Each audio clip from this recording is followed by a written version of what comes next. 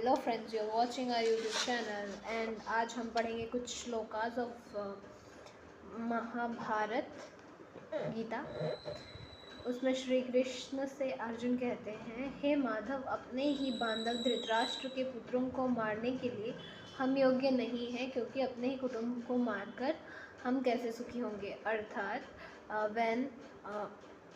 when Shri Krishna was like कि मैं why I should do this war, मैं क्यों लड़ूं, बिकॉज ये तो मेरे ही फैमिली मेम्बर्स हैं, वाई शुड आई फाइट।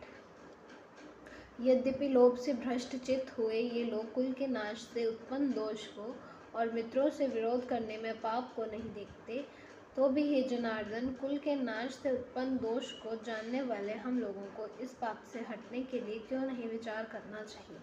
तो वो पूछ रहे थे कि अगर वो गिव अप नहीं कर रहे हैं, they want to fight, then why we are not giving up, because they are at the end they are our family. कुल के नाश से सनातन कुल धर्म नष्ट हो जाते हैं। धर्म के नाश हो जाने पर संपूर्ण कुल में पाप भी बहुत फैल जाता है। हे कृष्ण, पाप के अधिक बढ़ जाने से कुल की स्त्रियां अत्यंत दूषित हो जाती हैं। हे वैष्णवे, स्त्रियों के दूषित हो जाने पर वर्ण संकर उत्पन्न होते हैं। वर्ण संकर कुल घातियों को और कुल को नरक में ले जाने के लिए ही होता है। लुप्त हुई पिंड और जल की क्रिया वाले अर्थात श्राद्ध और तर्पण से वंचित इनको पितृलोक भी अधोगति को प्राप्त होते हैं। इट मीन्स कि कुल मीन्स उनका जो फैमिली ट्री है वो that is going to be demolished. Then after, अगर ये डिमोलिश हो जाता है तो the women in their family they will be exploited, he is saying that. और देन जो उनके ऑफस्प्रिंग्स होंगे वो भी ऐसे ही आएंगे जो दैट विल डिप्लॉय नहीं, दैट विल डिमोलिश देयर कुल, मीन्स देयर फैमिली ट्री। तो हिंदुओं में एक तर्पण विधि होती है जिसमें पिंडदान बोलते हैं हम। अगर वो ना हो तो ऐसा माना जाता है कि एंसेस्टर्स जो हैं that are not going to get enlightenment, और मुक्ति नहीं मिलती उनको। और if your ancestral line is getting damage somewhere, then it will impact your life, ऐसा लिखा है इसमें। तो अगर आगे मतलब ऑफस्प्रिंग्स वैसे होंगे जो अपने पितरों को के लिए तर्पण नहीं कर पाएंगे, then it will impact their family tree line completely. ठीक है। हे जनार्दन, जिनका कुल धर्म नष्ट हो गया है, ऐसे मनुष्यों का अनिश्चित काल तक नरक में वास होता है, ऐसा हम सुनते हैं। अर्जुन पूछ रहे श्री कृष्ण से। हाँ शोक, हम लोग बुद्धिमान होकर भी महान पाप करने को तैयार हो गए हैं, जो राज्य और सुख के लोभ से स्वजनों को मारने के लिए उद्यत हो गए हैं। यदि मुझ शस्त्र रहित एवं सामना न करने वाले को शस्त्र हाथ में लिए हुए धृतराष्ट्र के पुत्र रण में मार डालें, तो वो मरना भी मेरे लिए अधिक कल्याणकारक होगा। इट मीन्स कि अर्जुन कह रहे हैं कि let me be die, but at least मेरी फैमिली तो सर्वाइव कर जाएगी ना। मैं ही मर जाता हूँ। अगर मुझे मार भी देते हैं तो क्या ही दिक्कत है, मैं मर जाता हूँ फैमिली के लिए। संजय बोले, रणभूमि में शोक से उद्विग्न मन वाले अर्जुन इस प्रकार कहकर बाण सहित धनुष को त्याग कर रथ के पीछे भाग में बैठ गए।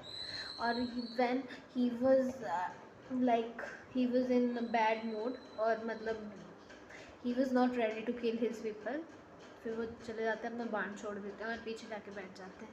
मेरे से नहीं होगा, I can't kill my people, ऐसा वो जो संजय बता रहे हैं। ठीक है, नेक्स्ट। संजय बोले, उस प्रकार करुणा से व्याप्त और आंसू से पूर्ण तथा व्याकुल नेत्रों वाले शोक युक्त उस अर्जुन के प्रति भगवान मधुसूदन ने यह वचन कहा।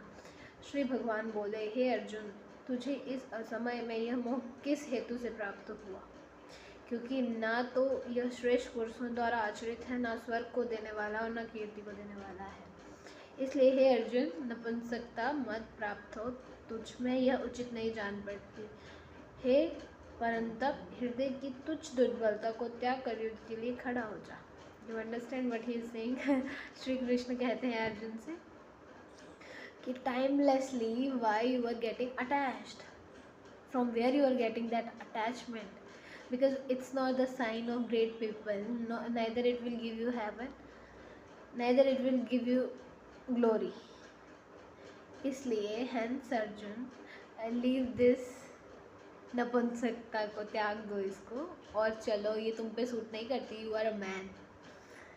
इसलिए अपने जो तुम्हारा दिल तुम्हारे साथ खेल कर रहा है उसको छोड़ो और you should be prepared for the war.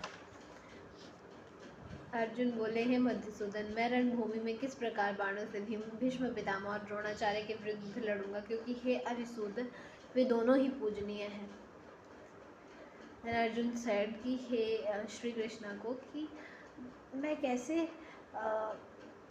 अपने Bhishma Pitamah the one who is his guru Dronacharya ji and दोनों की मैं पूजा करता हूँ, आई worship both of them, how can I kill them. इसलिए इन महानुभाव गुरुजनों को ना मारकर मैं इस श्लोक में भिक्षाकान भी खाना कल्याणकारक समझता हूँ, क्योंकि गुरुजनों को मारकर भी इस श्लोक में रुधिर से सने हुए अर्थ काम रूप भोगों को तो मैं भोगूंगा।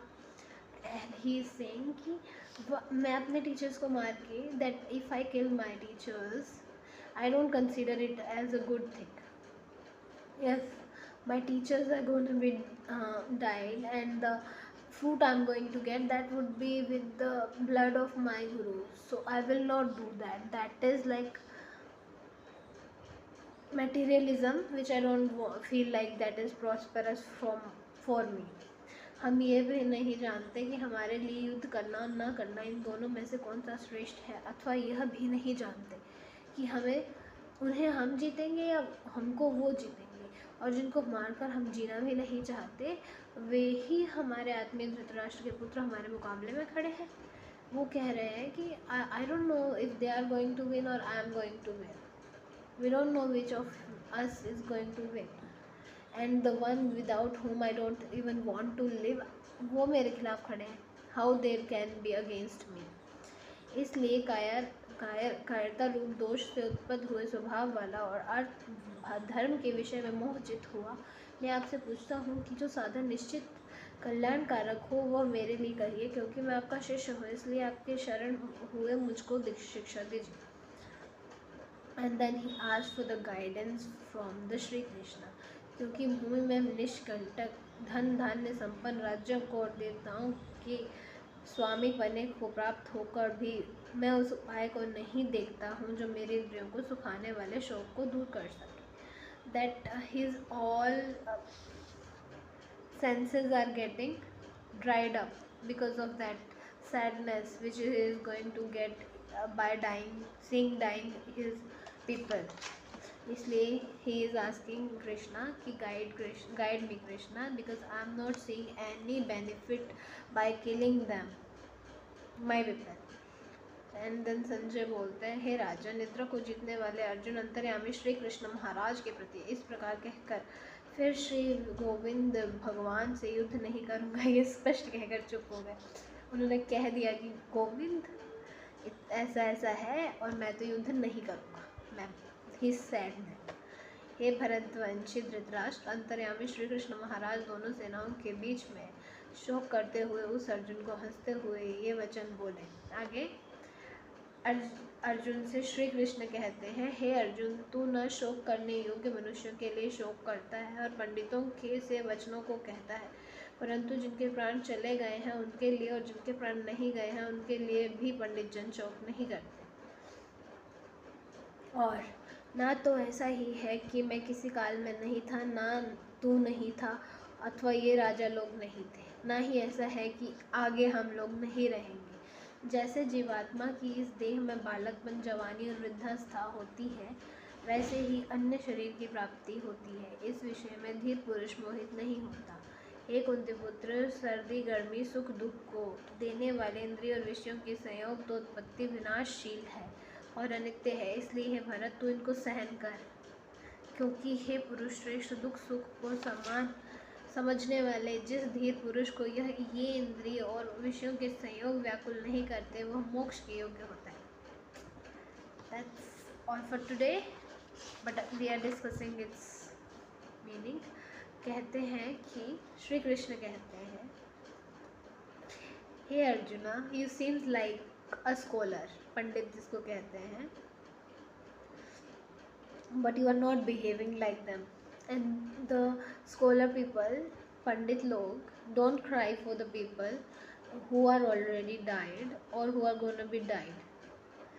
And it's not true that I am not in this kal, means I'm not present in this time. Neither it's true that I was not present in the past time, and nor it is true that I am not present, you are not present, and these people are not present. We three were present irrespective of the time.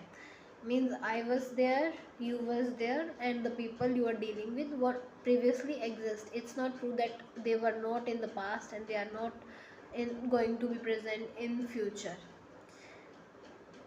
And he is saying the soul, the way there are three stages of life, like your childhood, your younghood, and your old age. The same way, the man who is a real man is not going to be attached and going to be influenced by his emotions.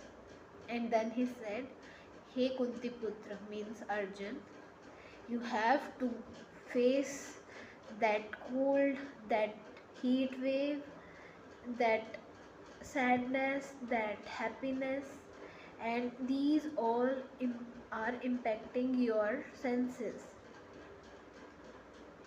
And the combination of these senses that are these outer things that are impacting your senses is very demolishing. Hence, hey Arjun, please bear them. So what he said कि जो गर्मी सर्दी और तूफान तुम्हारी ज़िंदगी में तुम्हारे सेंसेस को इम्पेक्ट कर रहे हैं ना, that is demolishing. So don't cry for them, face them. He is saying that. क्योंकि हे पुरुष श्रेष्ठ, सुख दुख को समान समझने वाले जिस धीर पुरुष को ये इंद्रिय और विषयों के संयोग व्याकुल नहीं करते, वे मोक्ष के योग्य होता है. Not all are considered to be enlightened. The people who are going to carry sadness, happiness, and having that sense of their senses and realizing that it's not me, these are the impacts of outer things on my senses, and I'm not indulged in my senses. That people are going to be get enlightened only.